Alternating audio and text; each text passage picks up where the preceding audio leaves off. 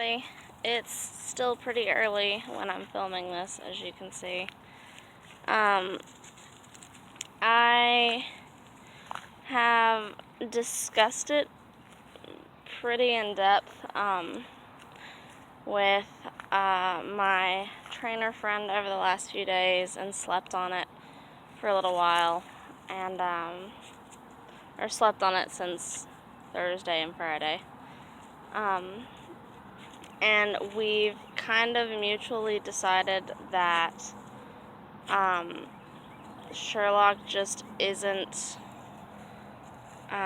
suited for service work, which, you know, again, I kind of talked about it in my last video about how awful not only is that a decision to have to make, but how it's an awful decision to have on my conscience, and it will be for a long time, I imagine. Sherlock. But it's just my medical needs are unexpectedly changing at the moment, and it's gotten to the point where I really think I do unfortunately need a larger, just calmer dog. Sherlock's size, whereas we thought it would be a benefit before with my new kind of symptoms and conditions that are coming up, it's turning out to not be. It's hard on me to bend over. Right now I'm having a lot of problems with my vestibular system, which is basically the system that controls your movement and balance. And I'm having a lot of trouble with that right now. It's hard on me to bend over. And so I'm getting a little emotional about it at the moment. Because, you know, as I discussed in the last video, this means rehoming Sherlock. It means starting all over again. It means a lot of different things all at once. For anyone training a service dog, the term washing out can be a scary one. Unfortunately, you kind of have to go into it, you know, expecting that that's going to be a possibility. But what I am going to do for Sherlock, though, is I'm going to finish out his basic obedience classes with him over the next 2 weeks or so. And that way they can actually post that on his, what do you call it, the little paragraph, like the meet me information that they put up about the dogs on, like, Pet Finder or at the adoption fairs, to give you more information on that dog. I think the fact that they'll be able to put down that he has had a basic obedience class is really going to help him find a new home that is better suited for his temperament. His energy levels have become an unexpected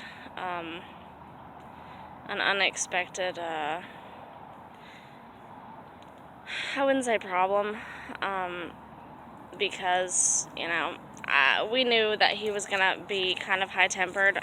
It was our hope that he would kind of grow out of it, but with him being part Jack Russell, I've kept Jacks before. I had Jacks most of my childhood. I just don't think he's going to grow out of it enough for it to make any difference, or make a big enough difference for him to still be suited for service work. And as much as it sucks and as horrible as I'm going to feel about it for a really long time, I think it's also unfair to try and force him into service work when he's not suited for it, and it isn't, you know, what I physically need. So there's that. I am not dissolving this channel by any stretch of the imagination. You're just gonna get to see this whole process from the very beginning, which is, I won't lie, I was in a deep depressed state about it for a couple of days, especially Saturday, which is, why I haven't posted much over the last couple days, because I was kind of having to come to terms with it myself. And, I'm trying to take this as a learning experience, though.